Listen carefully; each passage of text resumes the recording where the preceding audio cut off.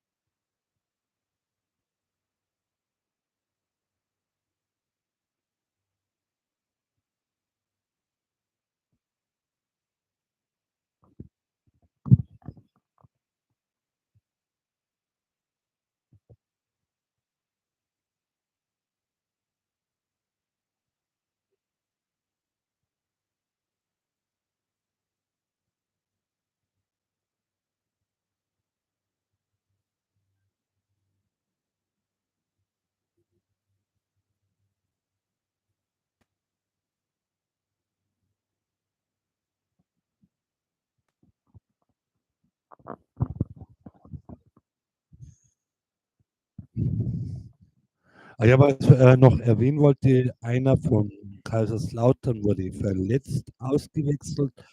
Es ist ein bisschen unklar, was genau passiert ist. Er hat sich um 16er hingesetzt.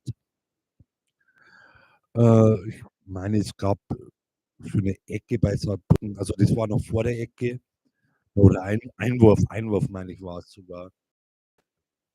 Irgendwas zehrt, umschnattelt, irgendwie sowas. Ansonsten, ja, wie gesagt, war es ein maues Spiel. Lautern, ja, aber es sind ein bisschen zu vorsichtig. Ja, Saarbrücken macht ein schnelles Tor oder irgendein Konter. Ja, klar, man darf Saarbrücken nicht unterschätzen, aber es ist immer noch Lautern, auch wenn bloß eine Klasse Unterschied ist, obwohl es eigentlich in der Profibereich überhaupt nichts ausmacht. Aber beide spielen viel, viel zu vorsichtig. Naja, jetzt hören wir da müssen wir wieder weiter zu.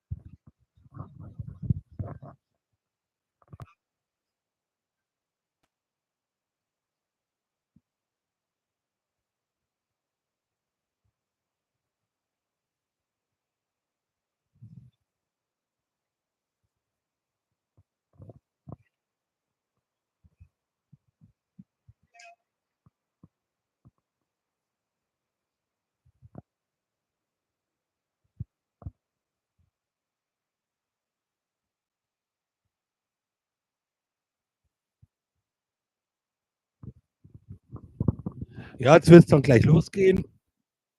Und bin mal gespannt, ob die zweite Hälfte etwas wird, spannender wird.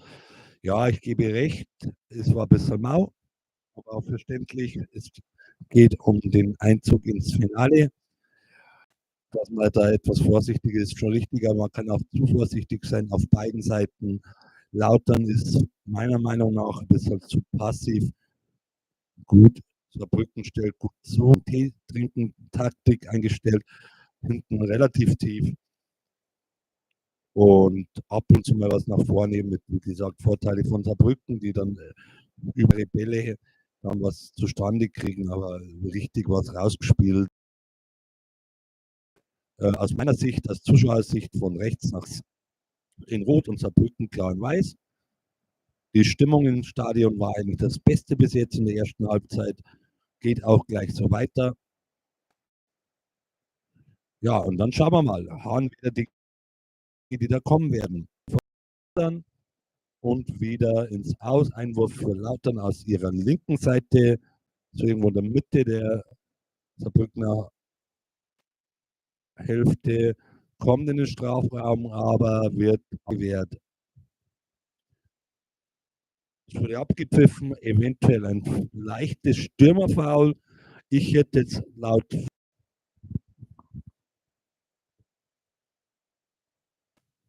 ja, das stimmt schon, dass natürlich Saarbrücken schon immer ein bisschen den Fehler bis jetzt ausnutzen konnte bei den vorangegangenen Spielen, aber so gut war das jetzt auch nicht, dass man jetzt sagt, ja, es ist für ein Halbfinale zu viel Angsthasenfußball. Lautern baut von hinten wieder auf. Lautern übrigens mit der Viererkette, würde ich sagen, und bei Saarbrücken schwer zum Schätzen. Ich denke mal eher mit der Fünferkette. Ansonsten, naja, zur Halbzeit hat es ansonsten keine Wechsel gegeben von beiden Seiten. Es hat nur den einen Wechsel für Lautern in der ersten Halbzeit, verletzungsbedingt. Aber da habe ich keine weiteren Informationen bis jetzt. Lautern an der Auslinie, auf der rechten Seite den Ball, an der Eckfahne. Jetzt ein Pass zum 16er rein, bis halt zu weit, aber es waren eigentlich auch zu wenig Lauterer im 16er drin. Da waren 4, 5 Saarbrückner und vielleicht maximal 2 Lauterner im 16er.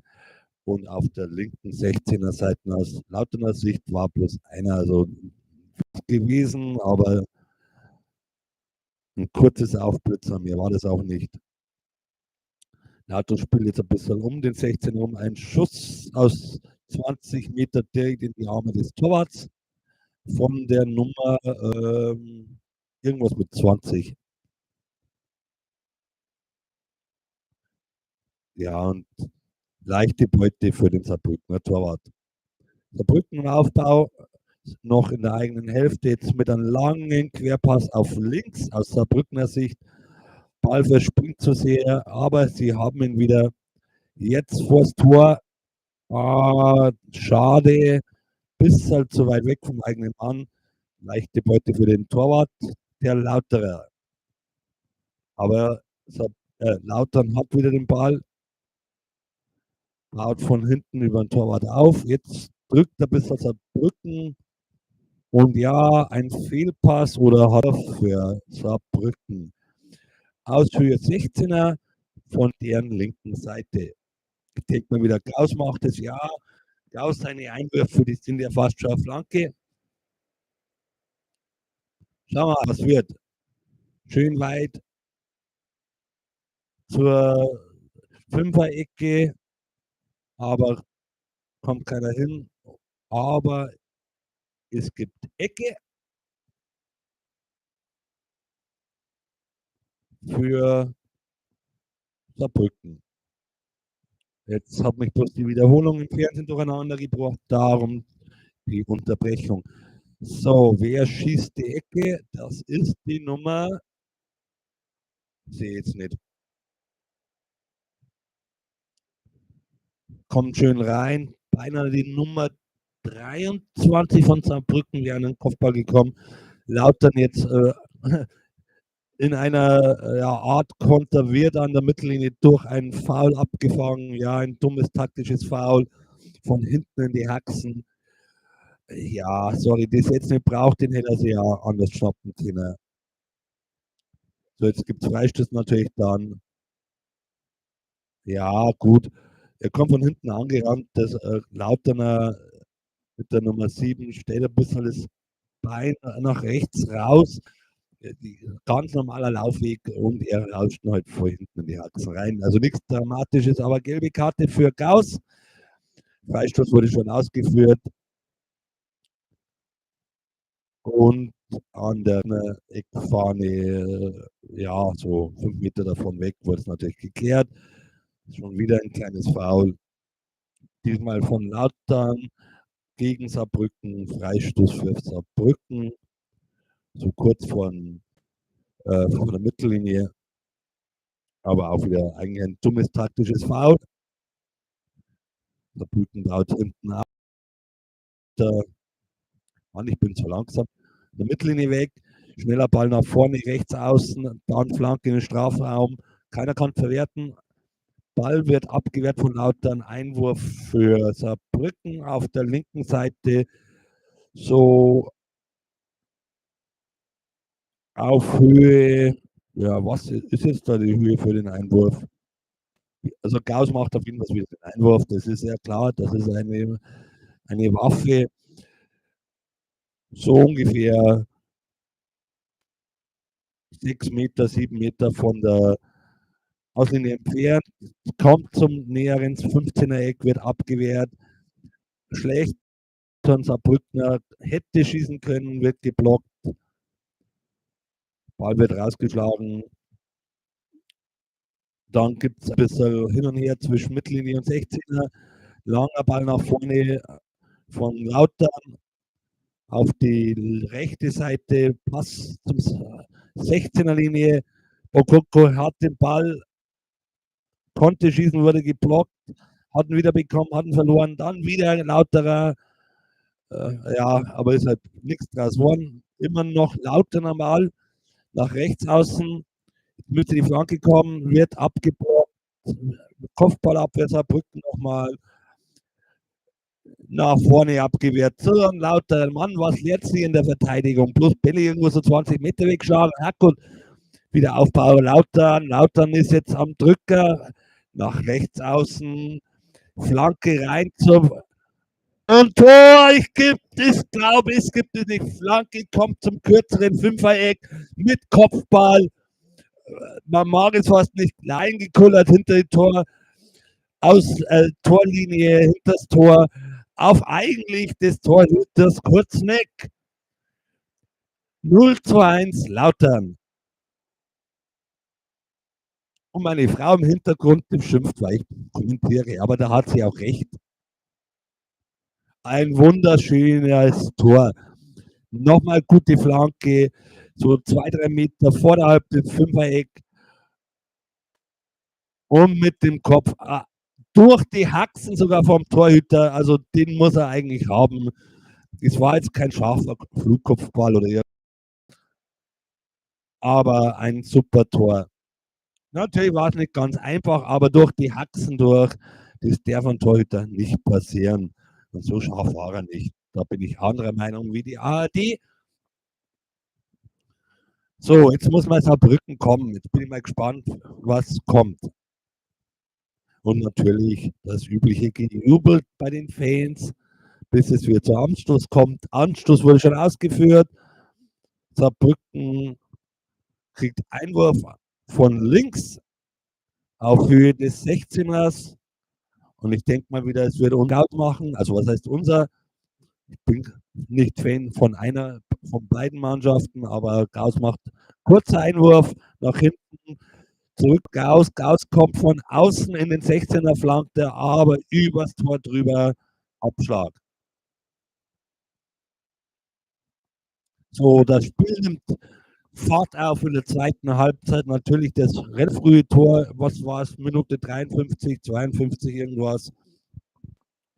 Also gute 10 Minuten nach dem Anstoß hat natürlich schon gut getan. Was heißt gut getan? Man kann es eigentlich noch gar nicht wirklich sagen, aber es war auch schon vorher, dass Lautern besser gedrückt hat. Verdient auch zu diesem Moment das 0:1. Jetzt bin ich gespannt, ob Lautern versucht, das zu verwalten. Momentan sieht es nicht so aus. Foul nach Einwurf Lautern, gegen Lautern, also Freistoß für Lautern. Ist zu spät, ja, zu spät gekommen, aber ja, Foul von der Nummer 8 von Saarbrücken. Hat er sich ein bisschen gestellt. Da darf ich nicht von hinten so nach vorn dreschen, wenn der direkt vor mir ist. Freistoß so von 30 Metern aus linker Seite, so ungefähr, naja, 10 Meter, ja, irgendwo zwischen 5 und 10 Meter nach hinten wird zurückgespielt zum Mittelkreis. Scharf reingeschossen in den 16er, wurde geblockt, Ball zurück nach Lautern, nochmal Schuss aufs Tor, aber ungefähr 2 Meter, ja, guten Meter links vorbei, aus Lauterer Sicht. Lautern natürlich, also die Fans an Feiern, den Galos, die brennen, so soll es auch sein. Da sollte sich der DFB wirklich mal was einfallen lassen, dass man das legal macht in gewissen Zonen oder irgendwas für die Leute, die Feuerwerk und den Galos abbrennen wollen.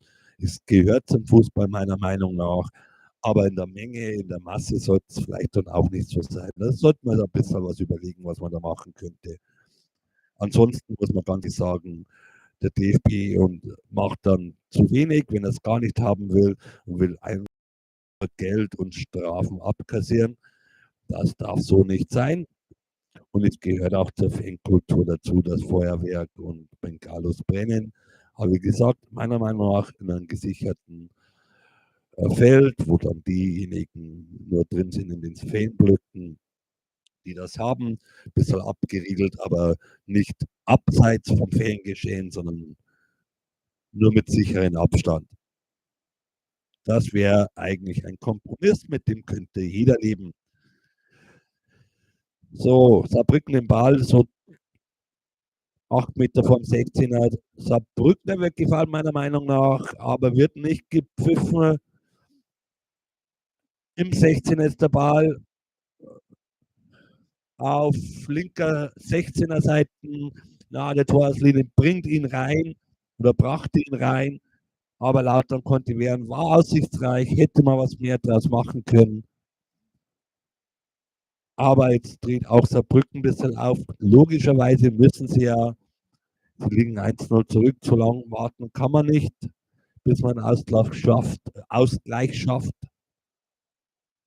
Momentan Saarbrücken am Drücker, am 16er, ein wildes Gestoche etwas vor dem 16er.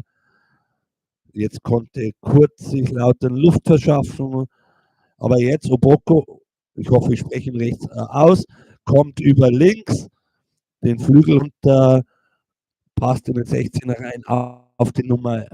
Wenn mein Internet natürlich ein scharfes Bild lesen könnte, hätte ich sagen können, wie immer noch Lautern, aber geklärt. Also der Ball kam von links im 16er nach rechts im 16er, aber konnte geklärt werden. Jetzt von der rechten Eckfahne Lautern den Ball aber verliert, aber mit Foul. Lauterner 26er hat anscheinend gezogen.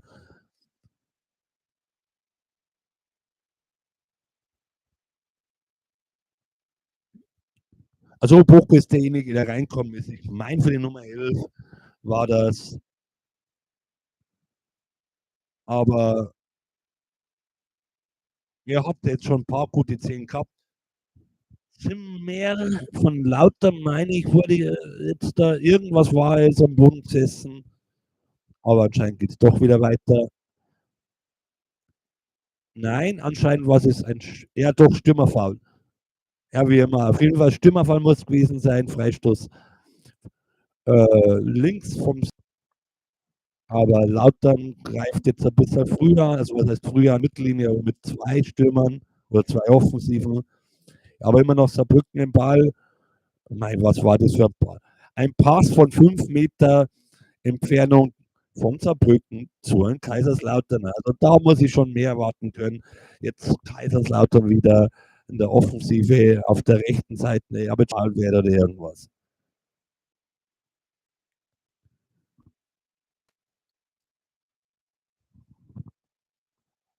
Ah ja, Abschlag für Lautern.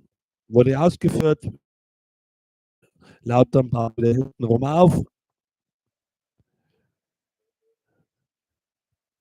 Seite schieben sich aber den Ball immer so ein bisschen hin und her, kurz vor der Mittellinie wieder zurück. Was Sinnvolles fällt ihnen nicht ein. Jetzt in die Mitte wieder zurück, wieder nach rechts. Macht's doch mal einen langen Pass nach links rüber, Jungs. In dem Jetzt sind sie endlich mal halbwegs in die gegnerische Hälfte gekommen. Wieder von rechts nach links vor der Mittellinie und nach links außen. Junge spielt er den Ball vor und geht die Linie runter. Mein Gott, viel zu sehr Ball hin und her geschiebe, was nichts bringt. Also immer noch Saarbrücken am Aufbau. Jetzt mal was aussichtsreich, der auf die rechte 16er Seiten nimmt den Ball an, aber verliert ihn gleich gegen Lautern. Lautern macht es gut, an eine Eckfahne rausgezogen, konnte den Ball bis halb nach vorn spielen. Lautern kommt über links, über wie auch immer, die schwarze Perle, nenne ich es jetzt mal, heißt, wurde gefoult, so 30 Meter vor der Torauslinie, linken Seiten. Da kann man getroffen, als ich gedacht habe, auf Höhe der Mittellinie. Eine dumme Mittelfeldgrätsche, ein dummes Foul, trifft ihn zum Glück nicht am Startflug, weil es schon in der Luft war, aber hat wehgetan und beim Landen natürlich vielleicht auch noch wenig verknackst.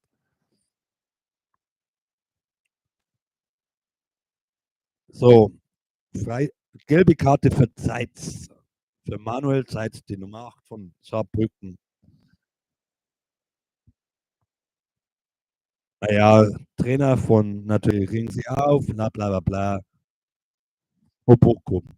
Auch ein Name in der Liga, von daher ist man nicht geläufig. Jetzt fehlt uns gerade nochmal das Tor. Also man muss ehrlich sagen, ein reiner Torwart, den muss man eigentlich haben. Also richtig genau zwischen die Knie durch. Meiner Meinung nach Tor des Monats, weil dass der dann da durchpasst, hat der Boy, das ist eigentlich schon, zwar nicht das vielleicht können, sondern viel Glück. Flanke in den Strafraum aufs Tornetz. Ich glaube, meine Frau wirkt mich heute danach. Also betet für mich, dass in die Verlängerung kommt und ein Elfmeter schießen, weil sie wird es erst danach machen.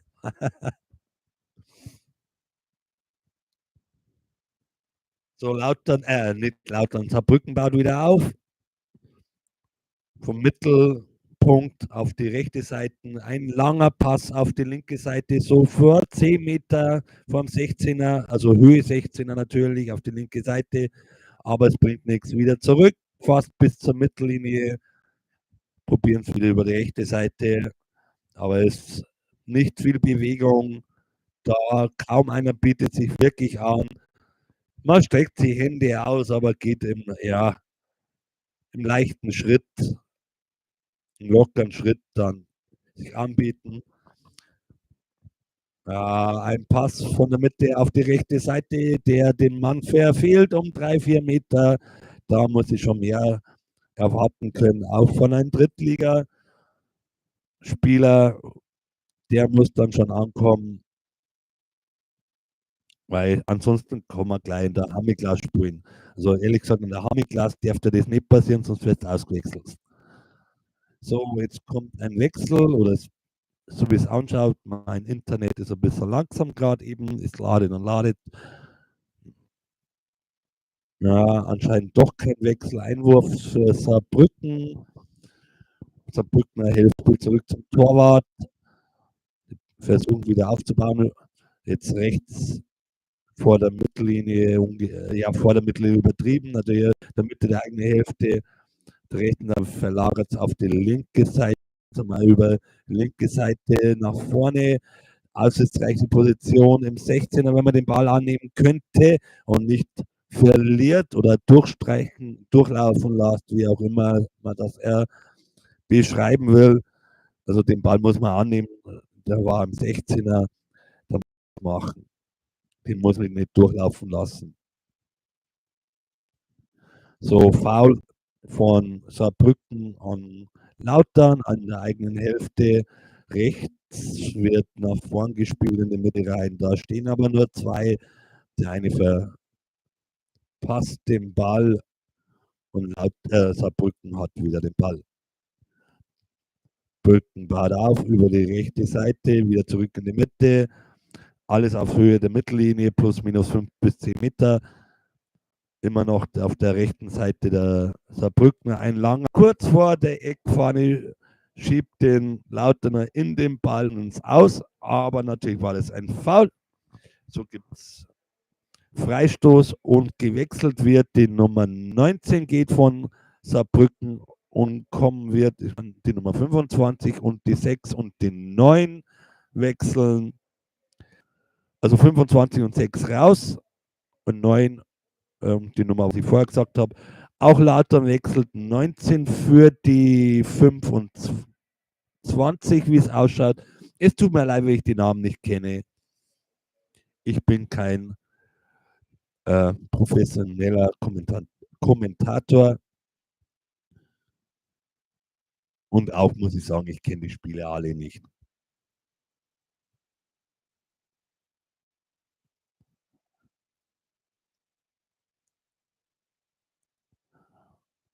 Freistoß wurde ausgeführt, lang ins Seitenaus. Ich weiß nicht, ob das so sein sollte oder ob der Ball einfach vom Torwart zu weit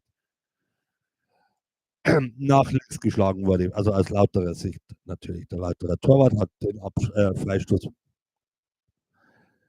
gemacht. So, Saarbrücken wieder den Ball. 10 Meter vor der 16er Eck. Auf der linken Seite wurde er wieder gefangen. Nach vorn geschlagen, Brücken halten. Auf der linken Seite wollte ein Foul von Lautern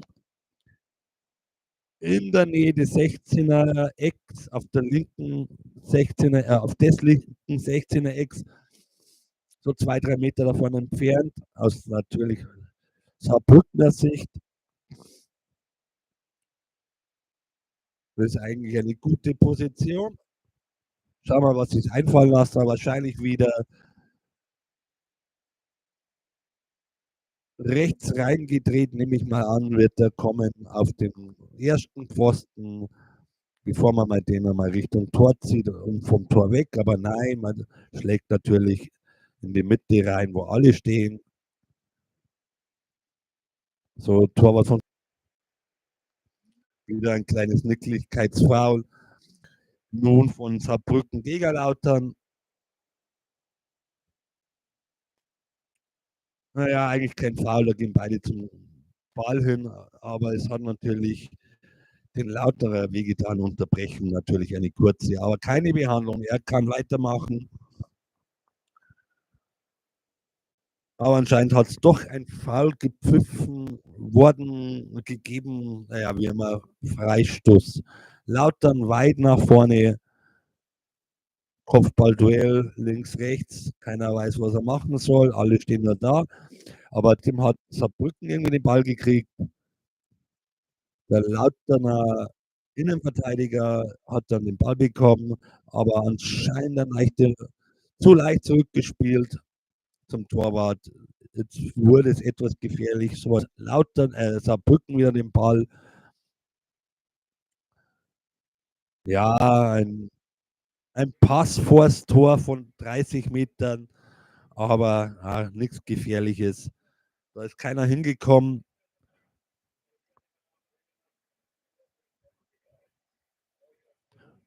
Aber Himmelmann scheint jetzt auch nicht unbedingt der sicherste zu sein. Er hat unterm Ball vorher mal durchgeschlagen. Jetzt haben sie es gerade wiederholt.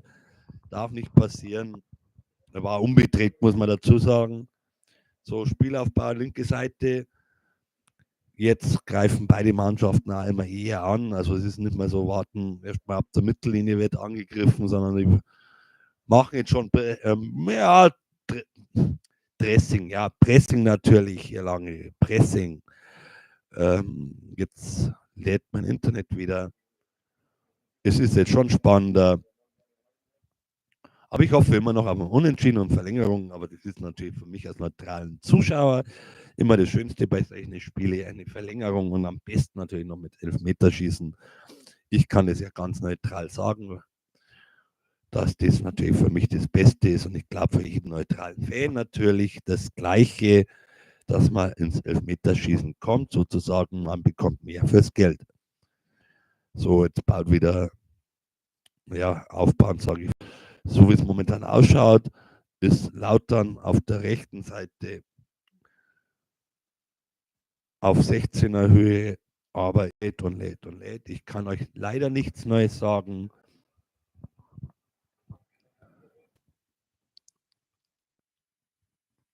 Ich versuche es mal zu aktualisieren. Vielleicht geht uns Internet besser. Springen den Live-Moment zurück. Also wie gesagt, die letzte Minute ungefähr oder 2 Minuten kann ich jetzt nicht sagen. Ein Foul, wie es ausschaut in der Wiederholung.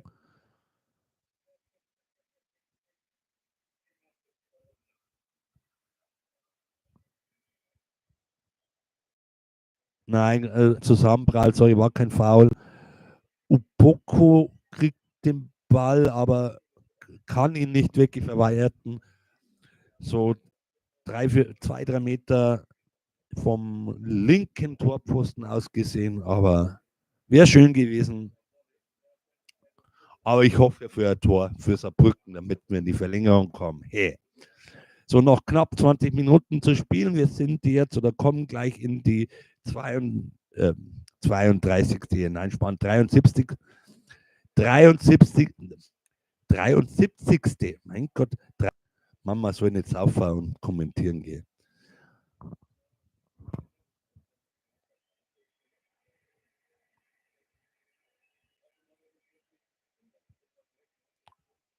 So, Saarbrücken auf der linken Seite baut das Spiel auf. Wir zurück zur Mittellinie, jetzt über rechts, oder jetzt kommt der Ball rechts, darüber gespielt auf die linken Mittelkreis, Seite jetzt die rechte, nach vorn etwas, ein schneller Ball in den 16er, kommt aber nur zu einem Kaiserslauterner. Ja, im Endeffekt ist es ein auf der rechten Saarbrückener Seite Mittelfeldgeplänke hin und her. Man kommt bis zur 16er Höhe. Jetzt einmal durch, Pass in den 16er, aber da kommt nur ein Lauterer ran. Eigentlich ist auch kein Saarbrückner drin gewesen im 16er. Lautern den Ball, einen schnellen Ball. Es wird jetzt ein Konter 1 gegen 2.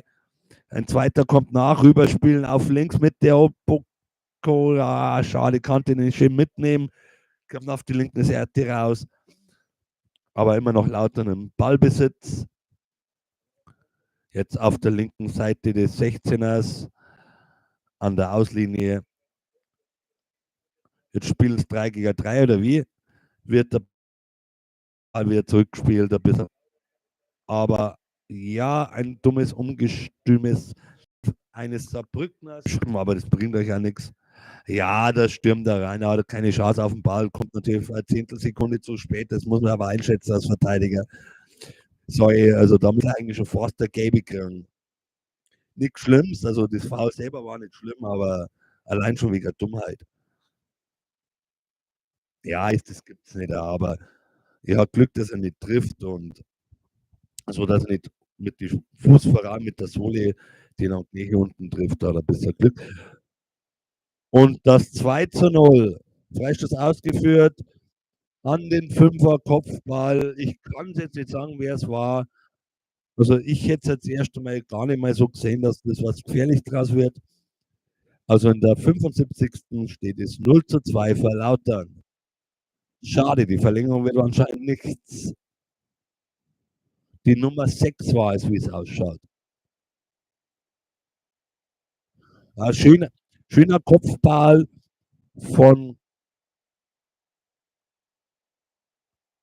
ja, an der 5er ungefähr in der Mitte des Tors auf den linken Torpfosten zu.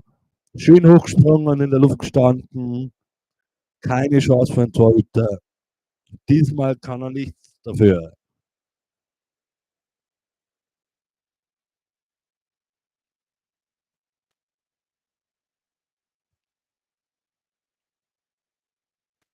So, jetzt Saarbrücken am Ball auf der rechten Seite, schnell nach vorne gespielt, ach, Ball abgeblockt oder Pressschlag abgeblockt, wie man das auch immer sagen will, jetzt wieder Lautern.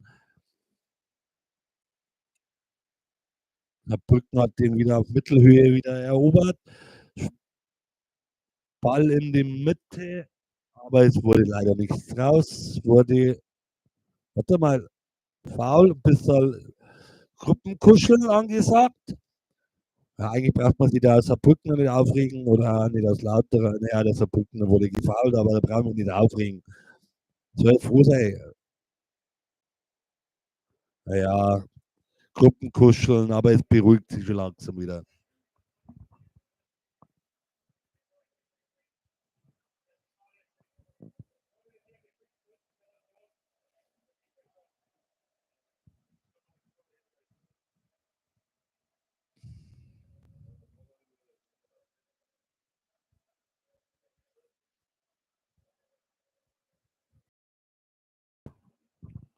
Jetzt holt sich der Schiri die 4 Leute her und vergibt gleich 4-mal gelb.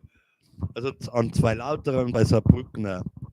Was da genau los war, ja, gezogen, ja, faul vom Saarbrückner, kann man sagen, kommt von hinten, also nicht reingrätscht, irgendwie, ja, blöd gelaufen. Ich muss sagen, der Lauter liegt sich vielleicht so ein bisschen zu weit links rüber. Er rennt halt, was heißt, nein, rennt, kann man auch nicht sagen, jetzt schiebt er ein bisschen auf Zeiten. Also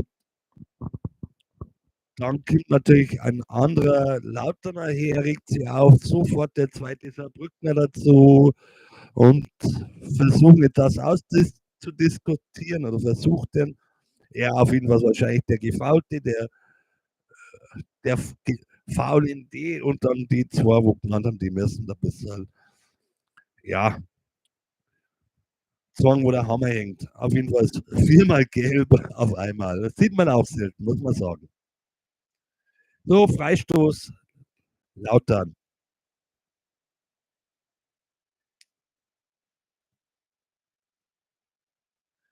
Weit nach vorne, fast zum 16er, aber wird abgewehrt.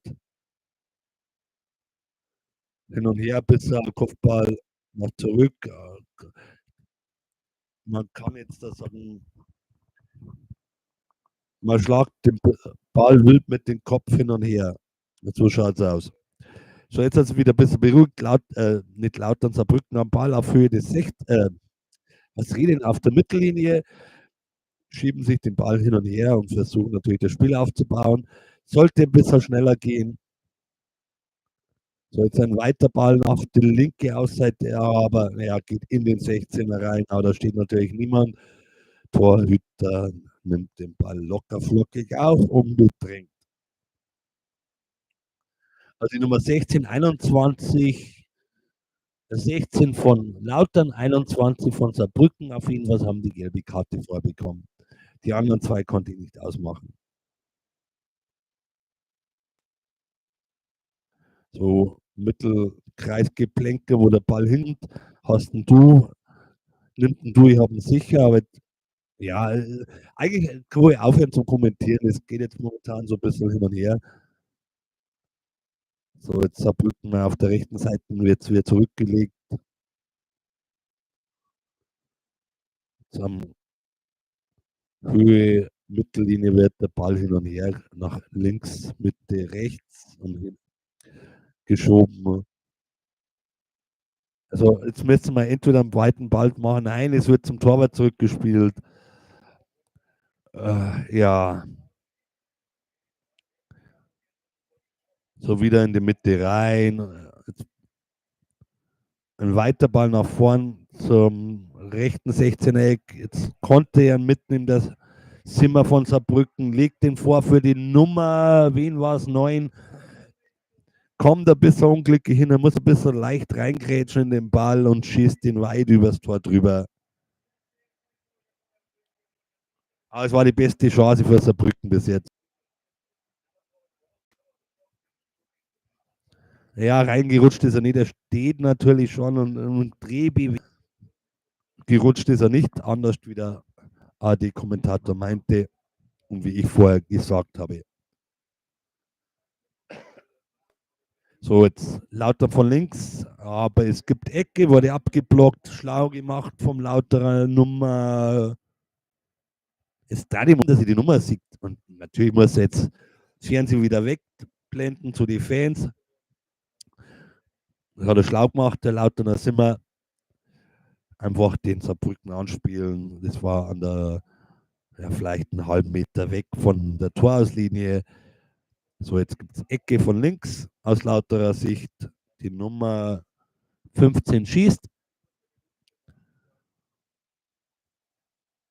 kommt auf die rechte Seite rüber, irgendwo relativ in der Mitte vom rechten Fünfer-Eck bis zum rechten 16er-Eck. Da in der Mitte kommt die Nummer 25 schön an den Schuss. Der Torhüter kann ihn aber gut parieren mit dem rechten Handballen und über die Latte befördern. Aber es war jetzt auch kein wirklich schwerer Ball. Kommt schon ein bisschen auf den Torhüter, aber hätte auch drin sein können. Von beiden gut gemacht, aber jetzt auch nichts Überragendes.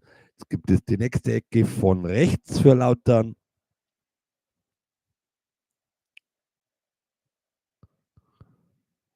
Ecke wird gleich ausgeführt, die Hand wird hochgehoben und Schuss kommt aber klar zu einem Saarbrückner, der kann per Kopf abwehren. Nochmal ins Aus. Den nimmt er nicht an, der Lauterer, er lässt lieber einen Einwurf machen.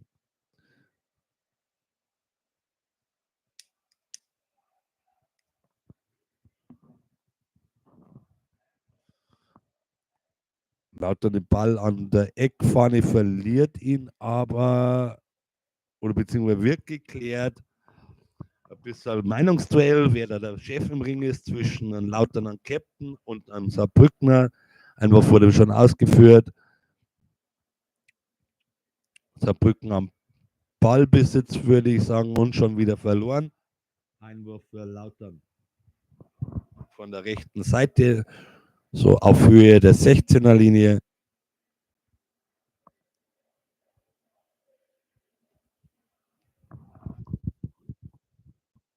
Man weiß nicht wohin und jeder stellt sich so hin, dass er nicht angespielt werden kann. Captain übernimmt Verantwortung, kriegt den Ball angeworfen sozusagen, aber ein Foul wurde gepfiffen. Foul von Lautern gegen Saarbrücken.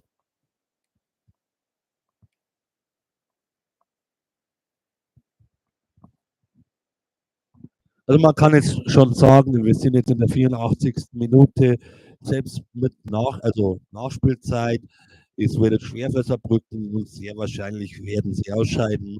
Schade, ich habe mir mehr erhofft für Saarbrücken.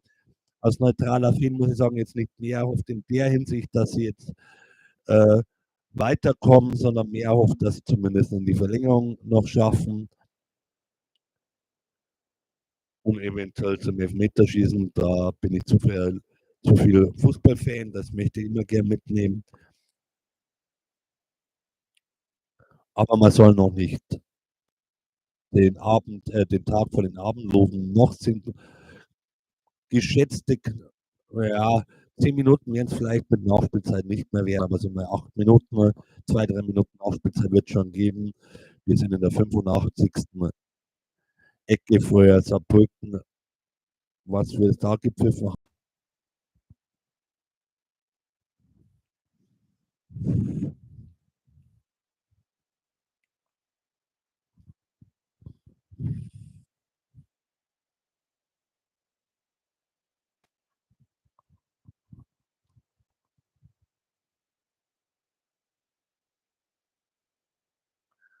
Wechsel für Saarbrücken, wie es ausschaut. Ich kann nicht sagen, wer gekommen ist.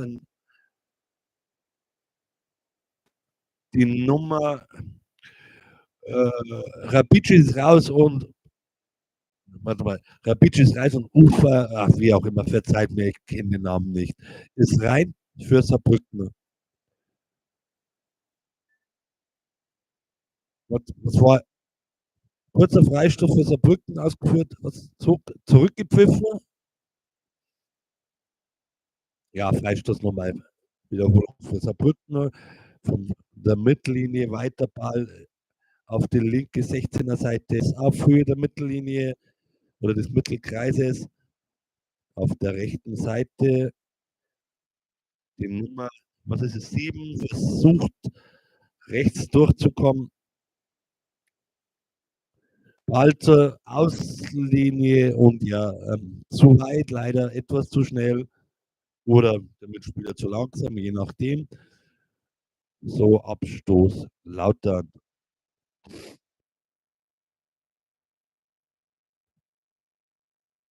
Ja, Lautern tut sie natürlich jetzt nicht runterhektigen. Es ist jetzt nicht so, dass sie jetzt zu sehr Zeit lassen. Schon ein bisschen langsam, aber noch im grünen Bereich, würde ich sagen.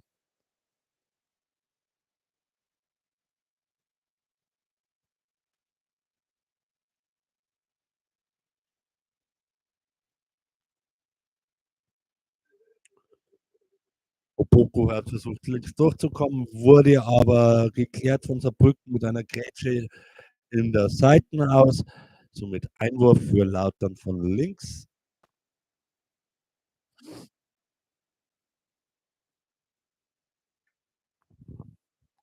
Ja, Saarbrücken hat den Ball, konnte ihn erobern, aber schon wieder verloren. Aber nur noch ein Foul verloren, sowie der Freistoß für Saarbrücken von hinter der Mittellinie oder vor der Mittellinie, aber auf ihrer Seite. Torhüter führt den Freistoß aus. Ein langer Ball nach vorne, nach links. Kopfballduell, aber Lautern kann gewinnen. Lautern über rechts, Ball in die Mitte zur Mittellinie. Ja, super. Da, wo ungefähr 1.017.000 Saarbrückener stehen. Ja, also für Saarbrücken super, aber naja, konnten aber nichts machen. Wir haben den Ball nach vorne in 16er relativ mittig gespielt. Lautern konnte natürlich klären, jetzt im Mittelfeld ein Foul von Lautern, von Oboko meine ich. So regulär, wie gesagt, 2 Minuten, wie die Fuzzi gemeint hat, plus Nachspielzeit. Also man kann sagen, Lautern ist weiter, Gratulation zum Erreichen des Finales.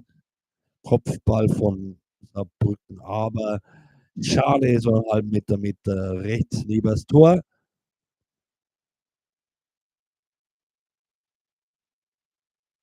Ja, so einen halben Meter rechts neben Tor aus Saarbrückener Sicht.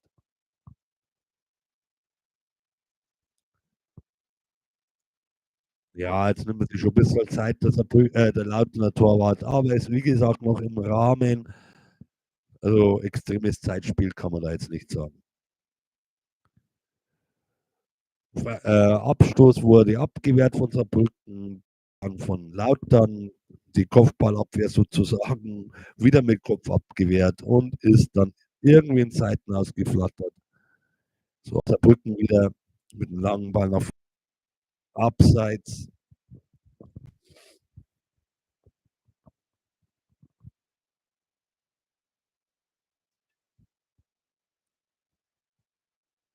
Ja, war schön die Kopfballvorlage gewesen, aber leider war schon so fast eine Schrittlänge, würde ich sagen, im Abseits.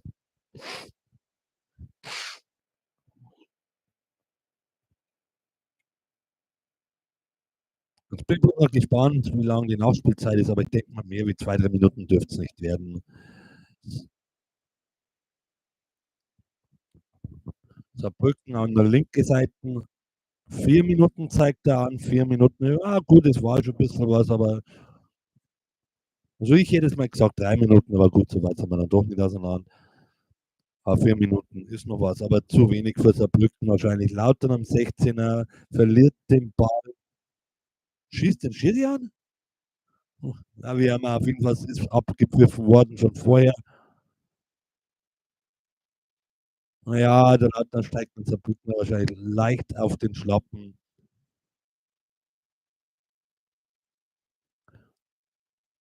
Aber auch nichts Schlimmes. Ist halt einfach passiert, wie es halt so oft im Fußball ist. Solche Sachen passieren halt mal.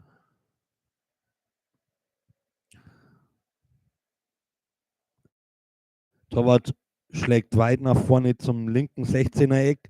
Saarbrücken hat immer noch den Ball.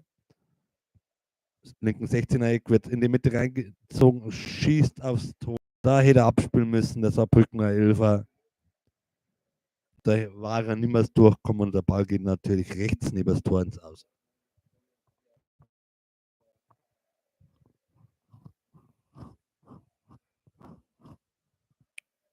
Sich aber trotzdem gut geschlagen. Im Endeffekt muss man sagen, auf beiden Seiten sind zu wenig wirklich Torschancen rausgespielt worden.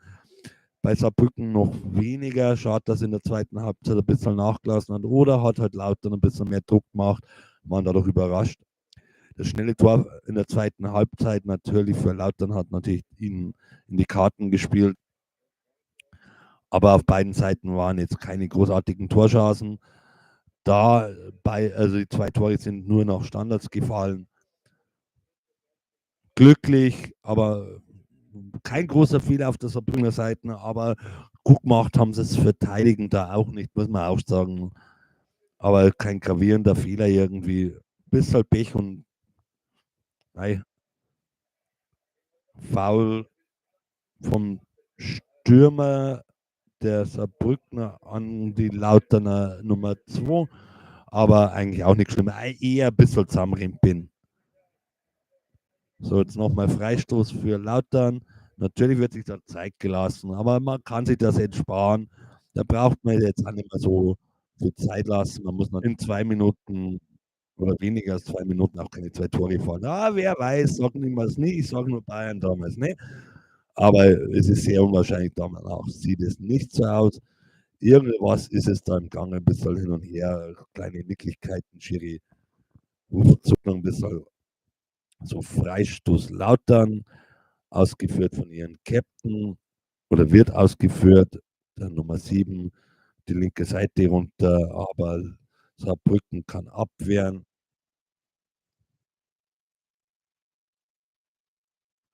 Ja, Spieler und Fans feiern natürlich schon. So, Einwurf von links für Lautern auf Höhe des 16ers. Irgendwas kritisiert jetzt dieser Brücken, aber keine Ahnung, was nichts Wichtiges. Einwurf abgewehrt, Brückner fault den Lautern, kriegt zu Recht eine gelbe Karte, er hat den Ball, der andere schiebt ihn eigentlich um. Die gelbe Karte geht an die Nummer. Jetzt gibt es wieder Gruppenkuscheln und Diskussionen, warum auch immer. Im Endeffekt braucht man sich jetzt da gar nicht mehr aufregen. Es ist gleich aus.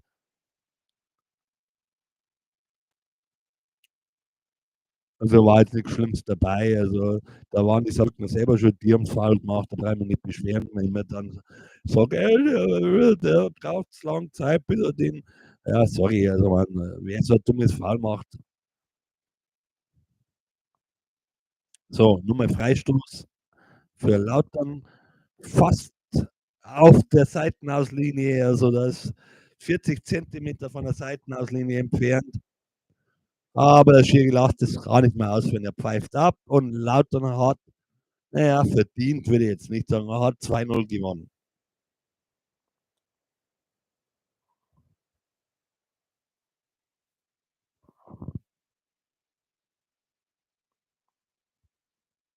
Und den ersten Finalisten für den DFB-Pokal Hammer.